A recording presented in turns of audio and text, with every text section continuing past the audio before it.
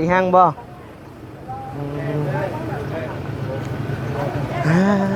ตัวทางนั้นบ่โอ้สบายดีคือมาสั่งหูจักความแท้ มาจะมาอย่างนี้ห้องเพลงโอ้มาห้องคอยพังหน่อยมาใจเย็นขึ้นดีๆเย็นขึ้นดีบ้านนอกขอเลือชีวิตออกจากนาบ่หัวลมแห่งโศกสะตาที่พาเป็นจังใดเยอะจากนาและทินคมกาบลงดินกาบมาแม่พ่อหยิบดินใส่หัวและเข้าต่อผ่านต่อมอบกมืออะไรอยากเห็นแสนเข็นชีวิตมีแอบร้องไห้เมื่อเจ้าเหนื่อยด่าจำยำยีแต่ยังเป็นลูกจ้างที่ดีเพื่อหลอกฟันคืนเมื่อบ้านเฮาเคยมาถ่ายเฮาตอนเพื่อนใหม่เอ้าเงินจะไปใหม่บ่เตียงมาโอ้ฝากความยังให้เราอย่างว่าอยากให้เพื่อนมาถ่ายร้านของเพลงค่ะเท่านั้นแหละอยากให้บะเตียงมาถ่ายเจ้าห้องเพลงอยากเป็นศิลปินห้องเพลงบ่แม่อยากเป็นนักร้องอยากเป็นนักร้องพี่วอยยืนใจลอยคือทอดผู้บ่าวเบิ่งลำของพัดพองไหลลงยาวๆย่านคือหัวใจผู้บ่าวยานคือหัวใจผู้บ่าวบ่ฮักสาวลาวแล้วเป็นแย่งสาวไทยถ้าการ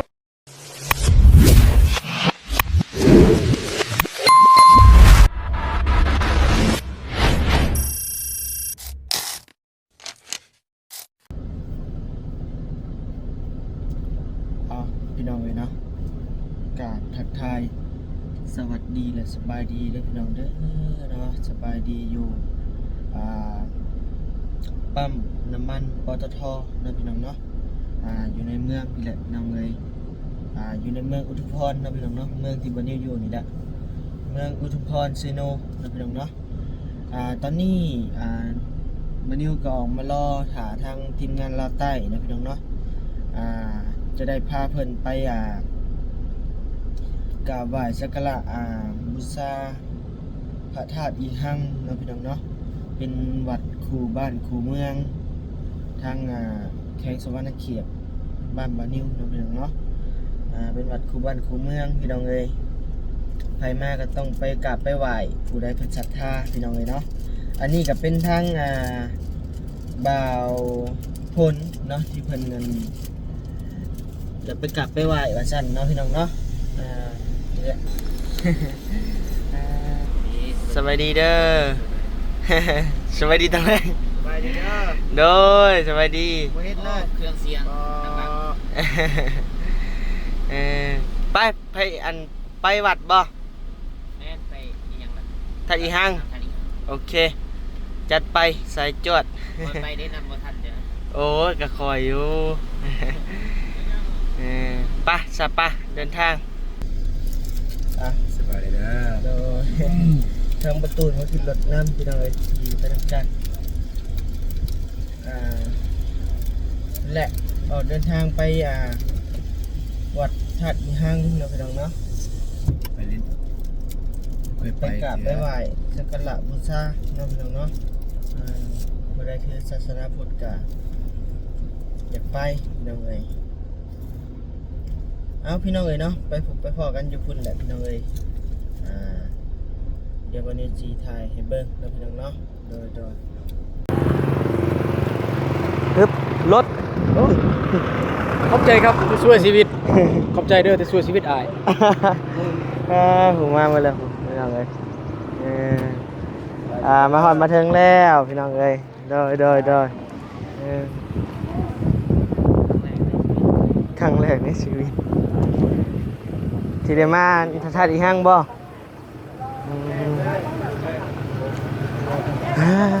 ตัว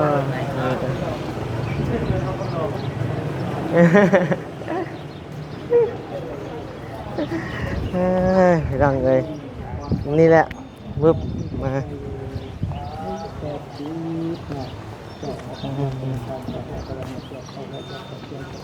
เป็นไดบรรยากาศคักไอเมฆอยู่บนทางก็ได้มาดูโพดไอเมฆ มีบอลอ่านประวัติบอลที่มาบ่ ฮะ มีบอลอ่านประวัติบ่ มีอยู่เด้เอ้ยโบแม่นได้นี่อ่านประวัติ คนสร้างคนที่ใดผู้ใดเป็นคนสร้าง โอ้มันมีปึ้นนะมันมีปึ้มอยู่แต่ว่าเฮาบ่ฮู้ว่าอยู่ไสแต่ยาวแหละเฮาเบิ่งยาวเติบหนึงอยู่เฮาเบิ่งนี่ถูกอยู่ใช่ปะ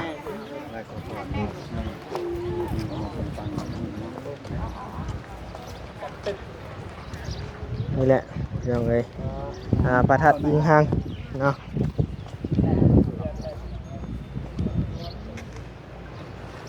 ปึ๊บ มานี่ต้องถ่ายรูป แมนมานี่ต้องถ่ายรูป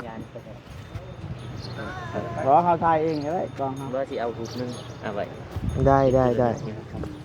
เอาเนาะ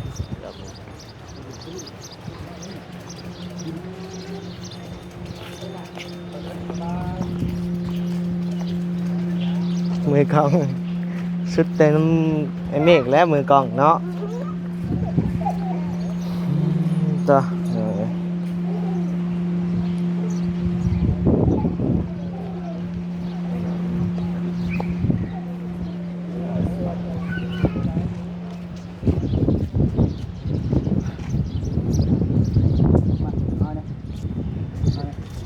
งานตัวบัวหลานเนี่ยเวลาลมมันนี่ถ่ายรูปบ่มั่นใจเอาได้บ่ไม่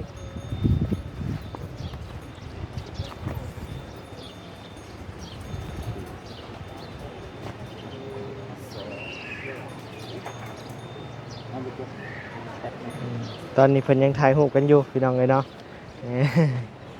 อืม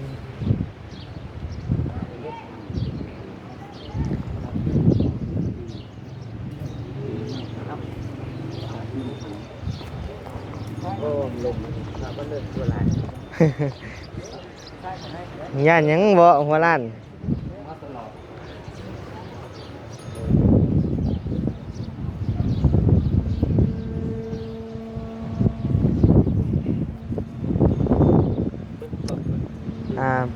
เมืองนอกคนเมืองนอกเพิ่นก็ออกเพิ่นก็มาหลายได้เนาะ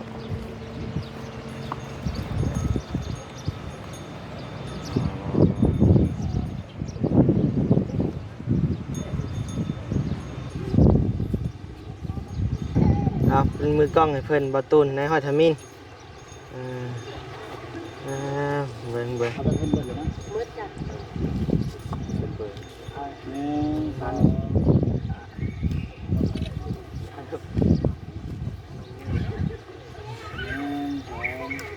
ฮึบ ขอบใจ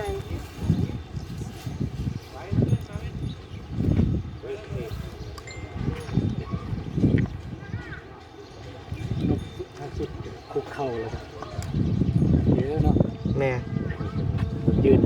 ถ้าเฮาบ่จุดธูปมากะไปกราบละลาก็ได้คือกัน ได้กันบ่ แม่น ไปซื้อนี่บ่กราบเนาะ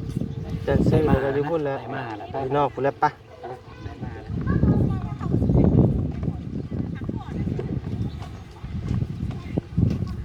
มื้อนี้วันศีลบ่อ้ายแม่นบ่เห็นเพิ่นขายคำเบ่งหลายๆ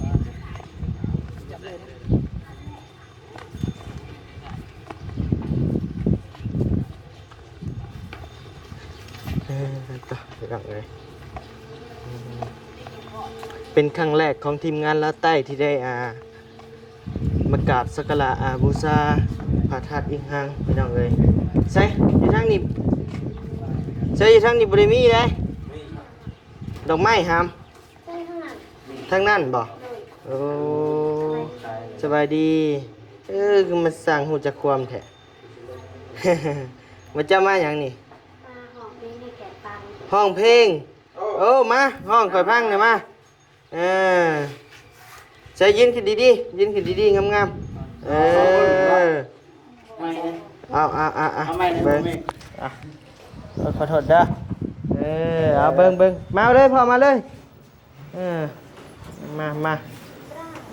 ใส่มาเพลง เดินออกเลย เอาเพลงหยังเพลงลาวกับเป็นบ่ หอบฟันขามโขง โอเคมา เด็กสาวบ้านนอกขอเลือชีวิตออกจากนาบ่หัวลมแห่งโศกสะเทือที่พาเป็นจังใด เยอะ จากหน้าและทินกลมกราบลงดินกราบมาแม่พ่อหยิบดินใส่หัวและเข้าต่อผ่านต่อมอบกมืออะไรอยากเห็นแสนเข็นชีวิตลำเพ็ญคนพระเนจรสู่กรุงเทพมหานครเวทีสู่อยู่กลางเมืองไทย สาวลาวตัวน้อยตาพัดตาพลอยจากบ้านมาไกลหวังแค่เงินจากก่อนกลับไปให้คนทั้งบ้านอยู่ดีกินดี อ่ะพ อ อยู่ แล้ว ในความฝันมีบ้านงามๆหนึ่งหลังรถจากหนึ่งคันแต่หวังให้แม่พ่อเพิ่นพ่อได้ขี่เหนื่อยยากบ่ท้อเพื่อวันโลดต้องทำให้ดี มีแอบร้องไห้เมื่อเจ้านายด่าจำยำยีแต่ยังเป็นลูกจ้างที่ดี เพื่อหลอกฟันคืนเมื่อบ้านเฮาสาวลาวคนนี้แต่สู้พักดีเพื่อคนข้างหลังลำบากจำได้ก็ตามสร้างทุกสิ่งที่หวังต้องบ่สูญเปล่า เอาโอเคแล้วเนาะเลย ฝันไว้บ่โดนคงได้คืนเนื้อเพื่อน ลิขสิทธิ์แห้งได้เพลงนี่ได้ บอกกับใจ ลิขสิทธิ์แห้งอยู่ สาวลาวให้สมหอบเอาฟันคำคง มวนหลายแบ่งกันเด้อแบ่งกันให้น้องเพิ่นน้ำแน่มวนแต่ว่าย่านลิขสิทธิ์อย่างเดียว แมน ให้เพราะว่าเพลงนี่เป็นเพลงดังได้พี่น้องเอ้ยเนาะเป็นนั่นเด็กน้อยคนแข่งสวรรณเขตเท่านี้แหละเนาะเพิ่นข้ามไปห้องเพลงอยู่พังไทย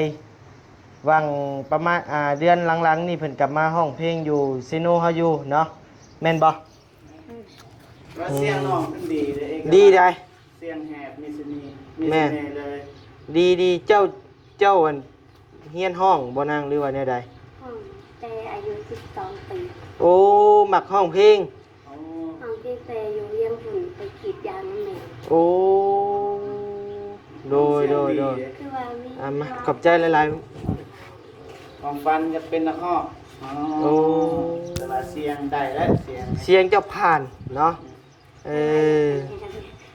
เสียงแหบเป็นมีละมวน แม่เสียงแหบมีเสน่ห์เด้มองเป็น พี่ ตั น้ ว อง ข เอ้ อย งตัว เนาะ เองดีเลย มาพบนักห้องสื่อดังอยู่ประทาดเอียงหังพี่น้องเอ้ยเนาะโตสะเทือนใจบ่เดียวก็ได้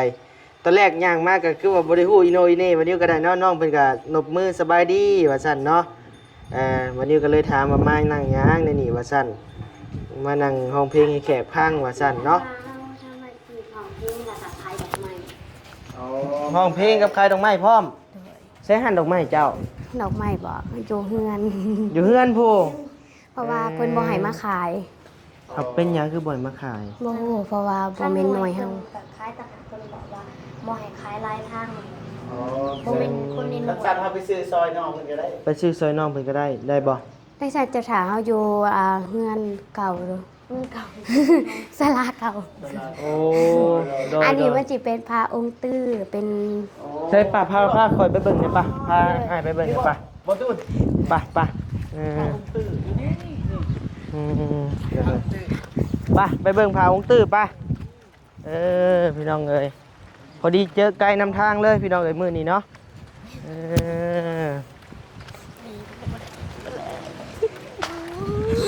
ทีมงานเราแต่โชคดีเอ้าโท รศัพท์ตกเลยไป อา ไป ผู้จักเบาเตียงค่ะ จะหูจักว่าเตียงบ่ เพื่อนเคยมาถ่ายเฮาอ่าตอนเพื่อนใหม่ เอ้าเงินจะไปใหม่บ่ เมน โอ้ยูอ้ายนี่แหละเป็นน้องหักบ่เตียง เมนบ่ โดย ตอนนี้ก็ร้านมีเฟซเพิ่นอยู่แต่ว่าแซ่บไปหาเพิ่นว่าอันแล้วก็บ่เตียงร้านอยากห้องเพลงให้ฟัง แล้วก็บอกว่าให้เพิ่นมาถ่ายเฮาอยู่วัด โอ้ แล้วก็เพิ่นก็โดย โดย แต่ว่ายังบ่เห็นเพิ่น โอ้ผากถึงบ่เตียงซ่องอ้ายก็ได้นี่ปะ โดย มายืนผากความให้บ่เตียงมา อยากผากความหยังให้เรา อย่างว่าอยากให้เพิ่นน่ะมาถ่ายร้านห้องเพลง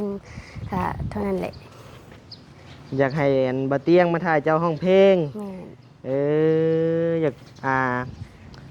อยากเป็น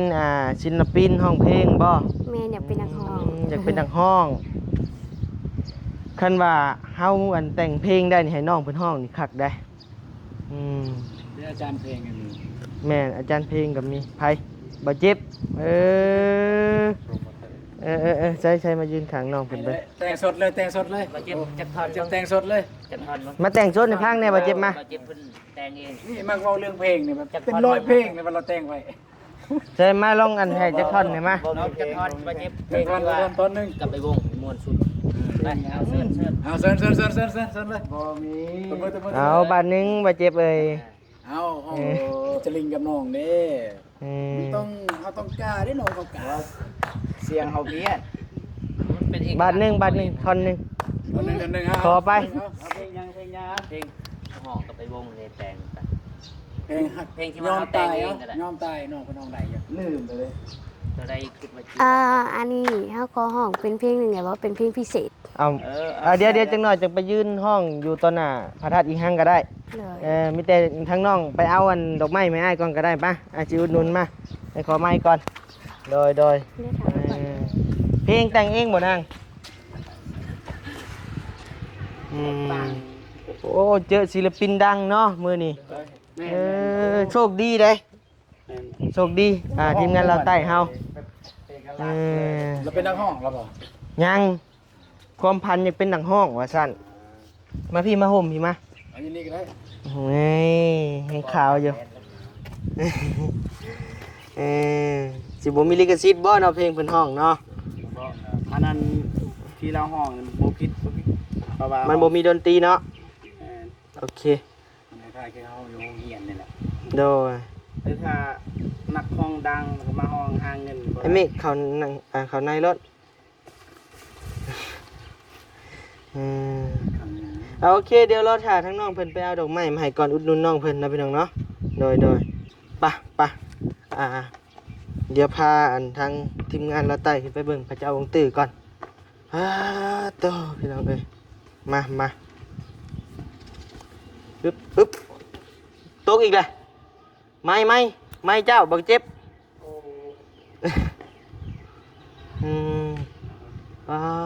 โตพี่น้องเอ้ยเนาะพระเจ้าองค์ตื้องามมาขึ้นมาไหมบกราบบ่ งามบ่ ยอดเลยอลังการเลย เนาะว่าจริงเฮาคนสวรรค์ก็บ่เคยขึ้นมาจากเถื่อได้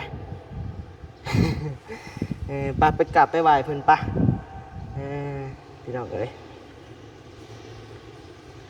พระเจ้าองค์ตื้อเนาะ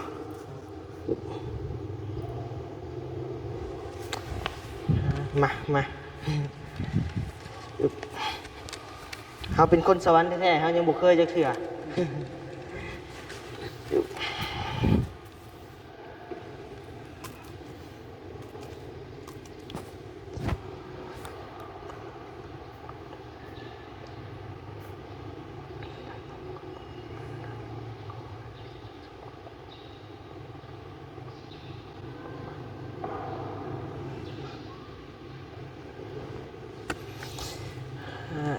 พี่น้องเอ้ย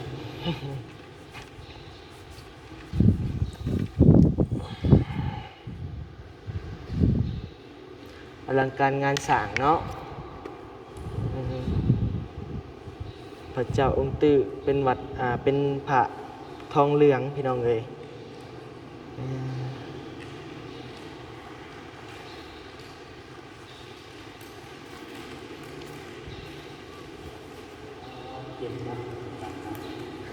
เย็นแบบหนาวเนาะ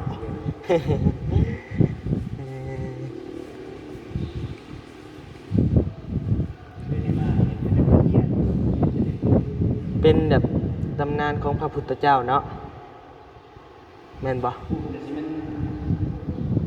จะเจ้าหมดเลยเนาะ แม่นพระพุทธเจ้านี่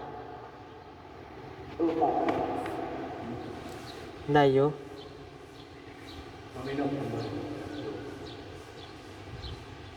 ขอพรก่อนจังลูกลูกไปกันดักเอ็ดแบบนั้นแหละ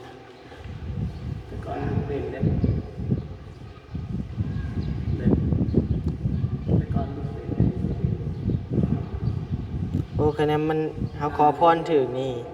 ดังจนว่าหูอันผู้ใด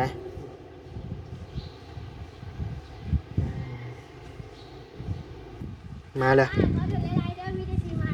มีแต่4 มัดโอเคเอา4ก็ได้ ต่อพี่น้องเอ้ยมัดเท่าไหร่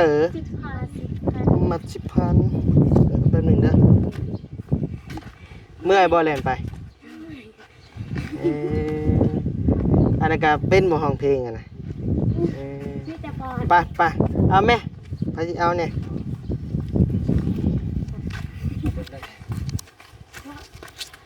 แต่ไผมีเงินน้อยจะมีเงินทอนบ่นาง มีแต่3,000จะเอา โอ้จะมีบ่เงินน้อย40,000 เลย เอารถมันเฮาบ่เอาดอกเฮากราบดูอยู่แม่น40,000ให้น้อง50บ่ได้ละไปอันห้องเพลงอยู่นะบ่ ไป ห้องเพลงอันอยู่พุ่นเนาะ เลย โอเคไปเราเที่ยวกันแล้วที่ไปแหล่งนี้ให้หนึ่ง บ่แลกก็อย่าเอาเลยรถนางเอ้ย ขอบใจ โดย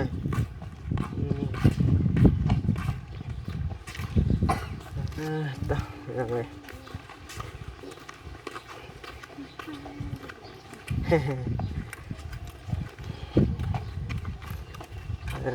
ต่อ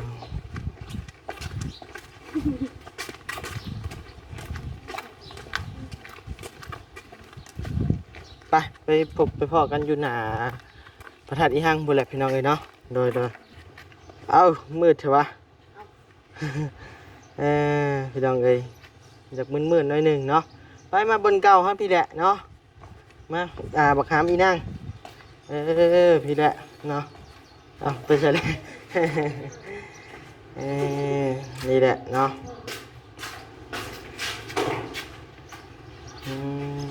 ภาพบ่อยากงามปานใดพี่น้องเอ้ยเอารถห้องเลยไม่น้องเพิ่นว่ามีที่เด็ดเนาะจักสิเด็ดในใดและเบิ่งก่อนพังเบิ่งก่อนพี่น้องเอ้ย ลมวอยวอยยืนใจลอยขึ้นหอดผู้บ่าวเมืองลำค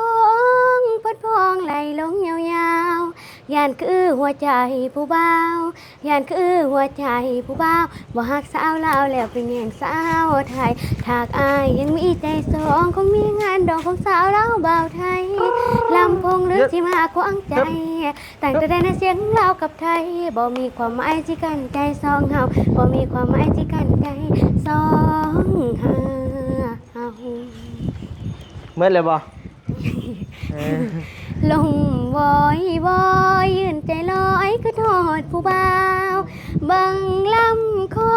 งพัดพองไหลลงยาวๆยานคือหัวใจผู้บ่าวยานคือหัวใจผู้บ่าวบ่ฮักสาวลาวแล้วเป็นอย่างสาวไทยถากอายยังมีใจสองก็มีงานดอกของสาวลาวบ่าวไทยลำพงหรือสิมาขวางใจ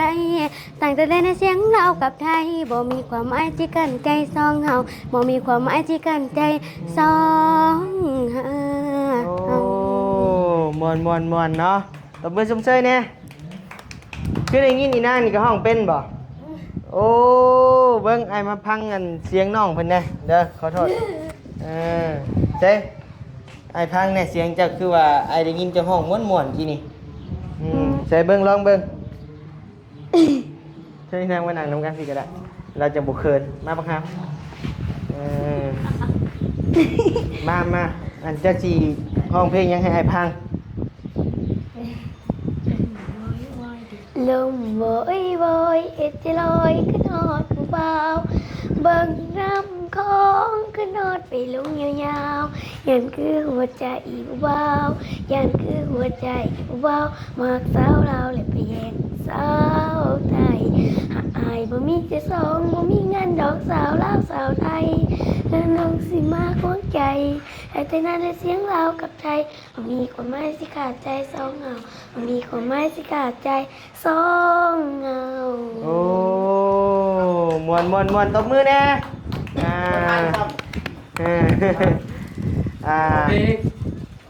ได้แล้วเป็นว่ากินลมวอยกินฮอดอันผู้บ่าวอ่ะฉันหรือว่าบ่เจ็บอยากสัมผัสบ่ม่วนอยู่น้องเพิ่นห้องก็ได้แม่น ฟังบอก เอาแม่มาอีน่านี่ก็ห้องเก่งนี่ใจใครมีเงินน่ะยืมหน่อยกว่าจักใบ10ใบ20ยืมเงินประตูนก่อนลองไงเอาอีนางงานเจ้าได้ห้องบ่เป็นบ่พ่อนเก่งกับแบ่งเพิ่นได้เด้อเพิ่นพ่อนเก่งมาดีเด้อเด้อไปพี่น้องเอ้ยทางบัดนี้ก็สิได้ปิดคลิปจบคลิปเพียงสมีเด้อพี่น้องเด้อเนาะเป็นจังได๋ม่วนบ่เนาะพี่น้องเนาะน้องเพิ่นร้องเพลงฝากพ่อแม่พี่น้องพิจารณาเบิ่งได้เด้อพี่น้องเด้อม่วนทางบัดนี้สิเข้ามาเยี่ยมมายามเฮือนน้องเพิ่นนะพี่น้องเนาะสำหรับคลิปนี้ก็มีเพียงสำนี้เด้อพี่น้องเด้ออยู่ดีมีแฮงความเจ็บบ่ได้ความไข้บ่ให้มีปรารถนาสิ่งใดขอให้ได้สิ่งนั้นลำรวยๆพี่น้องเอ้ยเนาะโดย